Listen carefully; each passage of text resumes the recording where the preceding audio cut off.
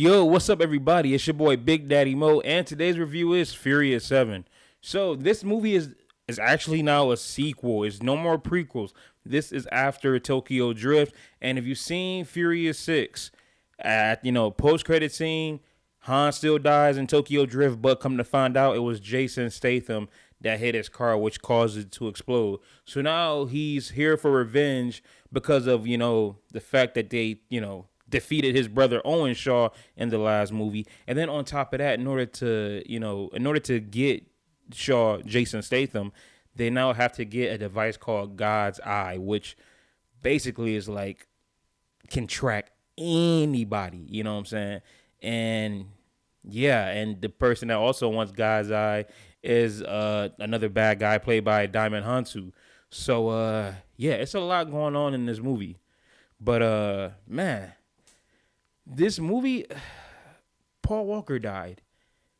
That right there, I gotta start off with that. That right there, it has a big shadow over this movie because whenever I watch it, you got to think about like what could have been if he was still alive. You watching the scenes, and it's kind of like the second you see like the scenes is like all edited and chopped up, or you can barely see his face. Right then and there that okay, Paul wasn't here to film that.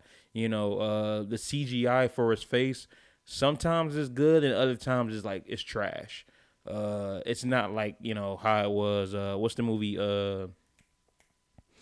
With Disney, with Marvel and Star Wars, how they're the facial whatever looks good. It's not like that. Like it looks at times, but yeah, it sucks. It sucks. And another thing was like, yo, how are they gonna handle, his character now? Because his character is a big part.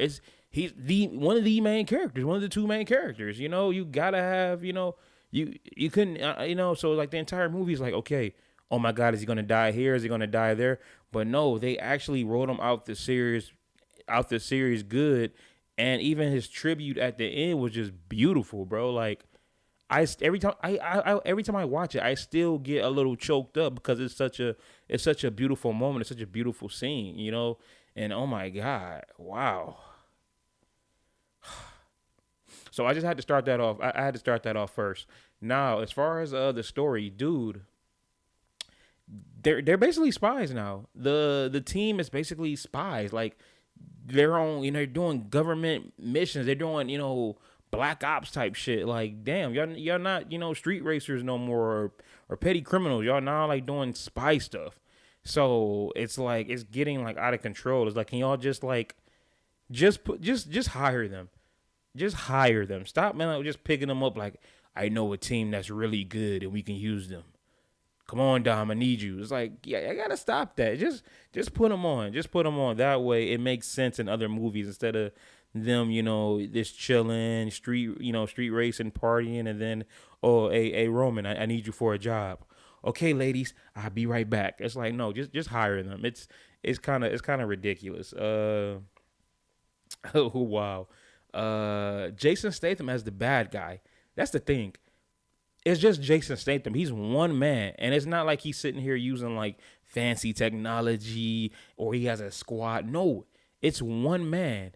It is one man doing all of he is one man. It's funny because they'll be in Los Angeles and then boom, he'll show up. They'll be in Abu Dhabi, boom, Jason Statham shows up. It is just ridiculous. And the fight between him and The Rock, oh my God. That was a brawl. They were going in. I like that fight better than the Rock and the Rock and Vin Diesel in Fast Five. This one was dope. Same thing with the fight between him and Vin Diesel. The only thing that sucks about it is I found this out years later is the fact that all three of them, Statham, Rock, and Diesel, has a clause in their contract saying that they cannot lose a fight. So basically, honestly, because with both fights, somebody had to interrupt it. The fight with Rock and Statham, Atlanta comes in, and all of a sudden you got a gun and a bomb, boom. The fight with Statham and Diesel, all of a sudden you got Diamond Hansu coming in. Why? Because if they didn't, Because of that clause, these fights will go on and on and on, and you can tell that in the last fight. I'm like, hey, this is a good fight, and they're giving it to each other. But yeah, when is it going to end? Because you're not, nobody's losing here. That's the only thing about the fight that pisses me off.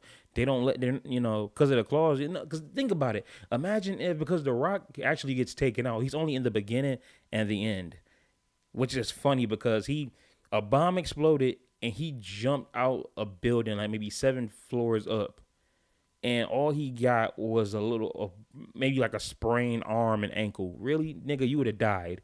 But imagine if Statham whooped up on The Rock, and you see, and Diesel is like looking at The Rock just all fucked up in a hospital bed because of what Statham did to him. Then you know for sure that Statham is nothing to be played with in this movie. But because it seemed like a total, a one on, a fight that wasn't nobody losing. Then it's just kind of like, okay, he's a bad guy, he's a badass, but he couldn't even take out The Rock or all that. So they take out that. Stop trying to be a tough guy. Do what works well for the story. If Dom gets his ass beat in the movie, by the bad guy, then the entire movie, you're like, oh my. Example: Dark Knight Rises, when Bane destroyed Batman. You couldn't believe it, bro. You was anticipating the next fight. You don't get that here because of that. The stunts. Oh my god, bro. They're skydiving with their cars. They jumped out of a plane with their cars. Like, come on, bro. They jumped through like 2 buildings with the car. The stunts here are they get more and more crazy, and it's fucking awesome, bro. Even like the last climactic battle, you know what I'm saying, at the end in Los Angeles. Oh my god, bro. They were playing hot potato with a chick. When shit is blowing up. They were downtown Los Angeles was the arena, wasn't no runway, wasn't no cave. It was just all downtown LA. It was wild, wow. And they have a lot of new additions. Like they have the I was about to say, oh shit. I was about to say they had Donnie Yen. Did I fucking whatever? I ain't fixing it. Who was it? Tony Jaa. Let's be real.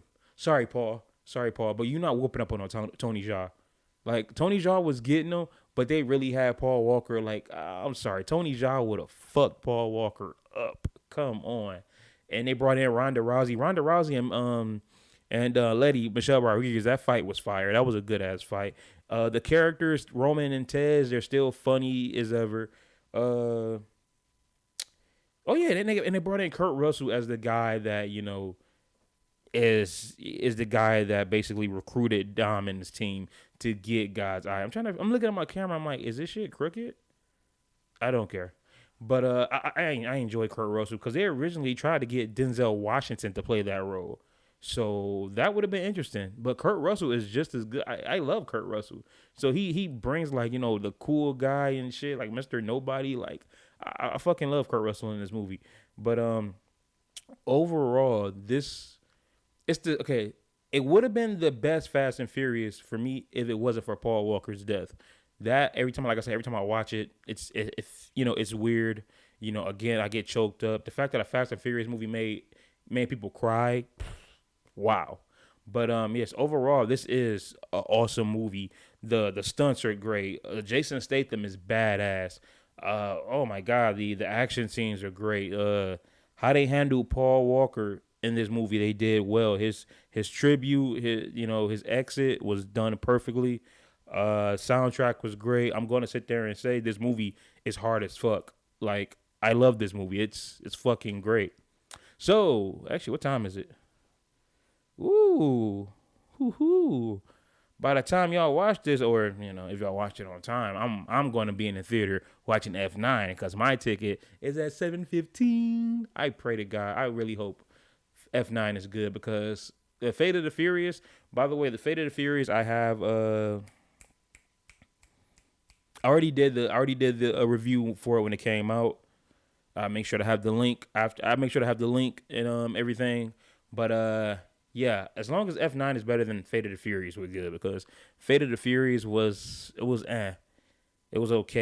You You had Dom as the bad guy, and y'all don't get Brian. We understand why Brian is not here. We understand that, But story wise, you can't use Paul Walker is dead. No, you can't use it for story wise because it makes it even worse in F9 when I see Mia Jordana Brewster along for the ride and driving and getting in action scenes. It's like, okay, we're not gonna bring Brian, who's was an ex FBI agent who's skilled, who's also one of the best drivers, hand to hand combat. You know what I'm saying? Shooting, all that good shit.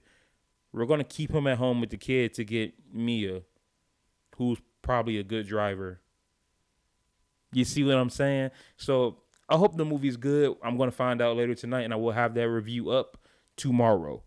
So, with that being said, this is my review for Furious 7. If you've seen it, comment down below. Let me know what you think about it. Also, hit that like, share, subscribe button. Check out my other videos. I really appreciate it. And as always, I will see y'all next time. Peace.